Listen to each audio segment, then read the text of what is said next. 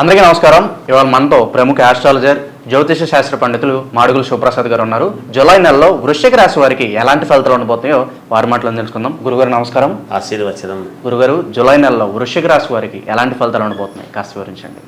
శ్రీ మహాగణాధిపతయే నమః. ఐం మహాసరస్వత్యే నమః. శ్రీ లలితాంబికాదేవియే నమః.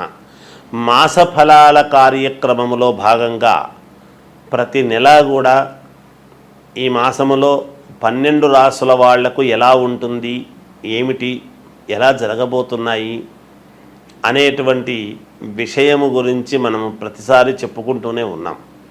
ఇప్పుడు కూడా జూలై మాసం అంతా కూడా ఎలా ఉంటుంది, ఈ జూలై మాసము అని మాసం అంటున్నాము కానీ మనము ఆంగ్లము పేరుతో మనము ఇంగ్లీష్ పదంతో మనం మాట్లాడుతున్నాము కానీ ఆషాఢమాసం అనేటువంటిది 6వ తేదీ నుండి ప్రారంభమవుతున్నది కాబట్టి జ్యేష్ఠమాసము అయిపోయి ఇక్కడ దక్షిణాయనము ఉత్తరాయణం అయిపోయి దక్షిణాయనము కూడా ప్రారంభమవుతుంది. కాబట్టి ఈ మార్పులు చేర్పులు అయనము ఎప్పుడైతే మార్పు జరుగుతుందో కూడా కొన్ని గ్రహాలు అనుకూలముగా కొంతమందికి చిన్న చిన్న స్వల్ప ఏదో మిశ్రమ ఫలితాలుగాను ఉంటాయి. అయితే ప్రతి వాళ్ళు కూడా వ్యక్తిగతమైనటువంటి జాతకాలు అనేటువంటివి చాలా అవసరం. ముఖ్యంగా అందరూ ఒకే లగ్నములో పుట్టి ఉండరు కదా. ఎవరెవరు ఏ లగ్నములో పుట్టి ఉంటారో ఆ లగ్నము నుండి మనము చూసుకోవాల్సినటువంటి అవసరము ఉంటుంది. కాబట్టి పైగా ఈ మాసములో శని వక్రగతి అనేటువంటిది కూడా ఉన్నది. కాబట్టి ఎవరెవరికి ఎటువంటి ఫలితాలు ఇస్తారు, ఏమిటి, ఆ ఫలితాలు ఎలా ఉండబోతున్నాయి అనేటువంటి దాని గురించి ఇప్పుడు నేను మీకు క్షుణ్ణంగా తెలియజేస్తాను. వృశ్చిక రాశి వారికి ఈ జూలై మాసంలో చాలా అనుకూలముగా ఉన్నది, చాలా యోగవంతముగా ఉన్నది. వీళ్ళు అనుకున్న పనులు అనుకున్న సమయానికి ఏది అనుకున్నా పూర్తి చేసుకుంటారు. అంటే గ్రహస్థితులు చాలా అనుకూలంగా ఉన్నాయి కాబట్టి అంత బాగుంది. ఉద్యోగస్తులపై అధికారుల యొక్క అండదండలు ఉంటాయి. ఉద్యోగాలు చేసుకునేటువంటి వాళ్లకు వాళ్ళ పై ఆఫీసర్ల వలన చాలా మేలు జరుగుతుంది. చేపట్టినటువంటి పనులు సమయానుకూలముగా ఇన్ టైం లోపల అన్ని పనులు కూడా పూర్తి చేసుకోవడం జరిగి తీరుతుంది గాక. నూతన ఆలోచనలు కార్యరూపము దాలుస్తాయి. నూతన ఆలోచనలు ఉంటాయి, కొత్త ఆలోచనలన్నీ కూడా కొంచెం అంటే ఊరికి ఆలోచన చేయడమే కాకుండా ఈ మాసంలో కార్యరూపం దాల్చడం అనేది జరుగుతుంది. కుటుంబ వ్యవహారాలు ఒక ప్రణాళికతో ముందుకు వెళ్ళటం అనేటువంటిది జరుగుతుంది.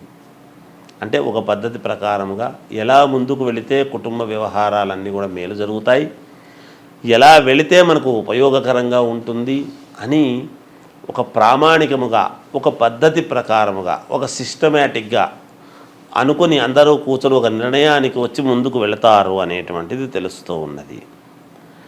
నూతన వ్యాపారము చేసుకోవటానికి ప్రారంభాలు కూడా చేసుకోవటానికి ముహూర్తాలు నిర్ణయించుకుంటారు. అంతా రెడీ చేసుకొని ఈ మాసములో రెడీ చేసుకుంటారు. దానికి కావాల్సినటువంటిది నూతన వ్యాపారాలు చేసుకోవడానికి కావాల్సినటువంటి పెట్టుబడులన్నీ కూడా మీకు సకాలములో చేతికి అందుతాయి. వృశ్చిక రాశి వాళ్లకు విందు వినోద కార్యక్రమాలకు వెళ్ళటం లాంటివి జరుగుతాయి. ఇలా విందు వినోద కార్యక్రమాలకు కాస్త ధన వ్యయము కూడా, మీ వంతు ధనాన్ని వ్యయం చేయడం కూడా జరుగుతుంది. ఖర్చు పెట్టడం అనేటువంటిది సర్వసాధారణం కలుగుతుంది. ఆరోగ్యపరంగా ఉత్సాహంగా ఆనందంగా ఎటువంటి ఇబ్బందులు లేకుండా చాలా సంతోషముగా గడుపుతారు వీళ్ళు. స్త్రీ సంబంధితమైనటువంటి ధనాన్ని కూడా వీళ్లకు వస్తుంది. ఒక స్త్రీ వలన వీళ్లకు ఆదాయం కలుగుతుంది. పురుషులకైతే ఒక స్త్రీ వలన ధనాదాయం పొందుతారు. ఈ రాశి వాళ్ళు స్త్రీలే ఉంటారనుకోండి, ఈ స్త్రీలే ఉండినా కూడా ఇంకొక స్త్రీ వలన ధనాదాయం అనేటువంటిది పొందుతారు. స్త్రీ అయితే పురుషుడి వల్ల పొందుతారు అనేది ఉండదు. ఇక్కడ స్త్రీ వలన అనేటువంటిది స్త్రీగ్రహం మీకు ఉపయోగపడుతుంది అనేది ఉన్నప్పుడు స్త్రీ వలననే ఇంకొక స్త్రీకి మేలు జరగటం అనేటువంటిది ఉంటుంది కాక నూతన వస్త్ర ప్రాప్తి, వాహన కొనుగోలు ఇవి కూడా ఉన్నాయి. ఫైనాన్స్ వ్యాపారస్తులకు చాలా లాభసాటిగా ఉన్నది. ఇచ్చేసుకోండి ఫైనాన్స్. అయితే ఇమ్మన్నాను కదా, గురువుగారు ఇమ్మన్నారు కదా అని మీకు ఎవరికి బుద్ధి పుడితే వాళ్ళకి ఇవ్వడం అని కాకుండా ఆచితూచి మళ్ళీ వెనక్కు వస్తుందా రాదా అనేటువంటిది ఒక్కసారి ఆలోచన చేసి ఎవరికిస్తే మేలు ఏమిటనేది చూసుకొని ఒక 10 రూపాయలు తక్కువ వచ్చినా సంతోషములే అని నిలకడగా ఉండేటువంటి చోట ఇచ్చుకోండి, మేలు జరుగుతుంది కాక. ఇలా ఈ వృశ్చిక రాశి వాళ్లకు చాలా ఈ మాసం అంతా కూడా చాలా అనుకూలముగాను యోగవంతముగానే ఉన్నది అనేటువంటిది తెలియజేస్తూ జీవం. అలాగే గురుగారు, జూలై నెలలో ఈ వృశ్చిక రాశి వారు ఎటువంటి పరిహారాలు చేసుకుంటూ వీళ్ళకి శుభ ఫలితాలు పొందుతారు? వృశ్చిక రాశి వాళ్ళు ఎటువంటి పరిహారాలు చేసుకుంటే మేలు జరుగుతుంది అంటే, మీ ఇంటి దేవుణ్ణి, ఇష్టదేవుణ్ణి తలుచుకోండి. ఆ దేవాలయాలకు సంబంధించిన దేవాలయాలకు వెళ్ళండి. మీకు చేతనైన పూజలు చేసుకోండి. తప్పకుండా మేలు జరుగుతుంది, మీకు జయోస్తు. జూలై నెలలో వృశ్చిక రాశి వారికి ఎలాంటి ఫలితాలు ఉంటాయో తెలియజేసినందుకు ధన్యవాదాలు గురుగారు. జయోస్తు. అందరికీ నమస్కారం. ఇవాళ మనతో ప్రముఖ ఆస్ట్రాలజర్, జ్యోతిష్య శాస్త్ర పండితులు మాడుగుల శివప్రసాద్ గారు మనతో ఉన్నారు. ఆషాఢ మాసం యొక్క విశిష్టతను వారి మాటలోనే తెలుసుకుందాం. గురుగారు నమస్కారం. ఆశీర్వచనం నాయన. గురుగారు, ఆషాఢ మాసం యొక్క విశిష్టతను కాస్త వివరించండి. అలాగే ఆషాఢ మాసంలో చేయాల్సిన పనులు ఏంటి, చేయకూడని పనులు ఏంటి కాస్త వివరించండి గురుగారు. శ్రీ మహాగణాధిపతయే నమః. ఐం మహాసరస్వత్యే నమః. శ్రీ లలితాంబికాదేవ్యై నమః. ఆషాఢమాసము యొక్క విశిష్టత ఏమిటి, ఆషాఢమాసములో చేసుకోవాల్సినటువంటి పనులు ఏమిటి, చేసుకోకూడనివి ఏమిటి అనేటువంటివి సరే ఎంత తెలిసినా ఏదో ఒక అనుమానము, మానవులము సహజము కదా. ప్రతిదీ కూడా మనము సందేహము అనేటువంటిది వచ్చినప్పుడు తెలుసుకోవాలి అనేటువంటి దాంతో అడుగుతూ ఉంటారు. సర్వమానవాళికి తెలిసే విధముగా చెప్పటము మా వంతు కర్తవ్యముగా భావించి తెలియజేస్తూ ఉంటాం. ఆషాఢమాసం అనంగానే ఆషాఢమాసం వస్తుంది కదా, శుభకార్యాలు చేసుకోవటానికి అవకాశము ఉండదు అనేటువంటిది అందరికీ తెలిసిన విషయం. అంటే వివాహాలు, గృహప్రవేశాలు, శంకుస్థాపనలు, మామూలుగా పండితులు వీళ్ళు బ్రాహ్మలు అనేటప్పటికీ ఉపనయన కార్యక్రమాలు, ఒడుగు అంటాం. అలా ఇక్కడ తెలంగాణ భాష వడకలగ్నం అని ఏదో అంటాం. అలా ఉపనయన కార్యక్రమాలు కానీ, శంకుస్థాపనలు, భూమి పూజలు కానీ, ఏదైనా ఒక కొత్త వ్యాపారము ప్రారంభించాలి, చెయ్యాలి అని అనుకుంటే అవన్నీ ఆషాఢమాసము కదా నాయన, ఈ మాసము కాస్త ఆగి చేసుకోవచ్చు కదా అని ఇలాంటివన్నీ కూడా చెబుతూ ఉంటాం. సరే, ఎవరైనా కాన్పులైనారు అనేటప్పటికీ మరి పుణ్యపురుడు కాబట్టి ఇంట్లో పుణ్యాహవాచనము ఇట్లాంటివి ఇవి చేసుకోవచ్చు. ఆషాఢమాసములో చేసుకోకూడనివి అంటే శుభకార్యాలు ఏవి తలపెట్టేదానికి ఉండదు. అయితే ముందుగా ఎవరైనా పెళ్లి సంబంధాలు మాట్లాడుకున్న వాళ్ళు కానీ, వాళ్ళ ఇంటికి రావడము, వీళ్ళింటికి పోవడము, ఇటువంటివి ఏమో మామూలుగా సందర్భాన్ని బట్టి చేసుకోవచ్చు. ముందే మాట్లాడుంటారు కాబట్టి వాటికి ఏమీ ఇబ్బంది ఉండదు. ఎందుకంటే వివాహం అనేటువంటిది ఎలాగో శ్రావణ మాసము తర్వాతను పెట్టుకుంటారు మంచి రోజు చూసి. వచ్చిపోవడాలు, రాకపోకలు అనేటువంటివి సహజము కాబట్టి రెగ్యులర్గా జరిగేటివి జరుగుతూ ఉంటాయి. వెళ్ళవచ్చును, రావచ్చు. అదొక మార్గం. ఇక ఆషాఢమాసము చేసుకోవాల్సినటువంటివి ఏమిటి? ఇప్పుడు ఇవి చేసుకోవటానికి లేదు. శుభకార్యాలు, వివాహము, తర్వాత ఉపనయనము, లేకపోతే మనము ఎంగేజ్మెంట్ కానీ, అంటే నిశ్చయతాంబూలాల కార్యక్రమము అని ఇలాంటివి చేసుకోవటానికి, లేదా శంకుస్థాపనలు, కొత్త వ్యాపారాలు ప్రారంభం చేసుకోవటం కానీ, ఏదైనా ఒక షాపు ఓపెనింగులు కానీ ఇవన్నీ చేసుకోకూడనివి. ఇక చేసుకోవాల్సినటువంటివి ఏమిటి? మరి ఆషాఢమాసం అంతా ఖాళీగా ఉండాలనా?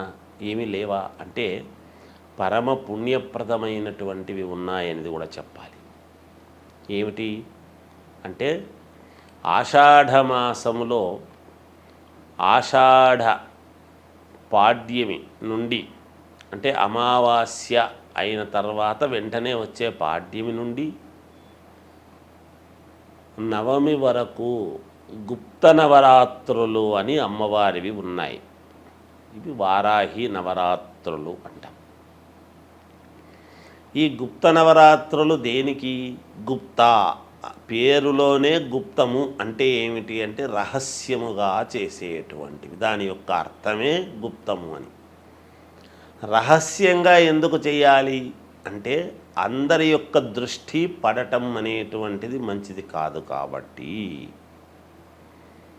కొన్ని పూజలు అందరికీ తెలిసేట్టుగా చేస్తాం. ఈ గుప్త నవరాత్రులు అని ఎప్పుడైతే రాత్రి శబ్దముతో మనము మాట్లాడుతూ ఉన్నామో ఇవి సంవత్సరానికి ఎప్పుడు కూడా మామూలుగా ఉగాది పండుగ సమయంలోను, ఇలాంటి ఆషాఢమాస సమయంలోను, తర్వాత శారదా శరన్నవరాత్రోత్సవాలు అని ఇలా వస్తూ ఉంటాయి. మనకందరికీ దసరా పండుగలు మాత్రమే ప్రాచుర్యం, అందరికీ కూడా తెలిసినటువంటిది. మిగతాటివి కాదా అంటే ఇవి కూడా ఉన్నాయి. ఇది రైతులకు చాలా ముఖ్యమైనటువంటివి ఈ గుప్త నవరాత్రులు అనేటువంటివి. ఏమిటి రైతులకు? ఎందువలన అంటే వరాహలక్ష్మీదేవి అంటాం. వారాహి అమ్మవారి యొక్క ఇది అయితే ఇవి భూములకు సంబంధించి ఎప్పుడైతే మనము చేస్తూ ఉంటామో, ఏవైనా భూమి తకరారులు ఉండినా, మంచి పంటలు పండాలి అని అనుకునేటువంటి వాళ్లకు మన ఇంట్లో ఎటువంటి కలతలు లేకుండా సస్యశ్యామలముగా నిత్య కళ్యాణం పచ్చతోరణములాగా ఇల్లు ఎప్పుడూ కూడా కళకళలాడుతూ ఉండాలి అని అంటే కానీ ఈ పూజలు చేస్తూ ఉంటారు. ముఖ్యంగా రైతులు భూములకు చేసేటువంటి పూజలు ఏమిటి? ఈ నవరాత్రులు ప్రతిరోజు కూడా భూమిని పూజ చేస్తూ దశమి రోజు అనేటువంటిది ఒకటి ఉంటుంది. తర్వాత వచ్చేటువంటి ఏకాదశి, ఇత్తనాల ఏకాదశి, ఆషాఢ శుద్ధ ఏకాదశి, తొలి ఏకాదశి అని వస్తున్నది. రైతులకు చాలా ప్రాముఖ్యత కలిగినటువంటిది. ఈ దశమి నాడు ఈ నవరాత్రులు ఎప్పుడైతే అమ్మవారిని భూమిని మనము పూజ చేస్తూ ఉంటామో, మరి పంచభూతాలలో ఒకటి అయినటువంటి భూమాతను ఎప్పుడైతే మనము నమ్ముకొని కదా ప్రతి రైతు కూడా పూజ చేస్తాడో, ఆకాశము కరుణించి వర్షాన్ని ఇవ్వటం అనేటువంటిది దశమి నాడు జరుగుతుంది. ఈ చేసినటువంటి పూజలకు చాలా సంతోషించి ఎప్పుడైతే దశమి రోజు ముందు రోజు వానలు కురుస్తాయో, తొలకరి వానలు అని చినుకులు పడతాయో, మరుసటి రోజు సేద్యము చేసుకొని ఇత్తనాలు వేసుకోవటానికి రైతు ఇలా ఆకాశం వైపు చూస్తూ ఎప్పుడు కరుణిస్తుందా అనేటువంటి ఇది చూస్తూ ఉంటాడు. రైతులకు చాలా విశేషమైనటువంటిది, పుణ్యప్రదమైనటువంటి మాసము ఈ ఆషాఢ మాసము. రైతులకు చాలా ముఖ్యము అని అంటున్నాము అంటే మనందరికీ రైతు ముఖ్యము కదా. అన్నము అనేటువంటిది, రైతు అనేటువంటి వాడు లేకపోతే అన్నం ఎక్కడి నుంచి వస్తుంది? మనకు ఏ పంట రావటం కష్టమే. అందువలన అలా పంటలు పండించేటువంటి రైతులు చాలా సంతోషంగా ఉండటానికి ఈ ఆషాఢ మాసము అనేటువంటిది చాలా ముఖ్యమైనటువంటి మాసము. ఒక రకంగా రైతులకు చాలా పుణ్యప్రదమైనటువంటి ఇవి వస్తూ ఉన్నాయి అనేటువంటిది తెలియజేస్తూ జయోస్తు. ఆషాఢ మాసం యొక్క విశిష్టత, అలాగే ఆషాఢ మాసంలో చేయాల్సిన పనులు, చేయకూడని పనులు వివరించినందుకు ధన్యవాదాలు గురుగారు. జయోస్తు.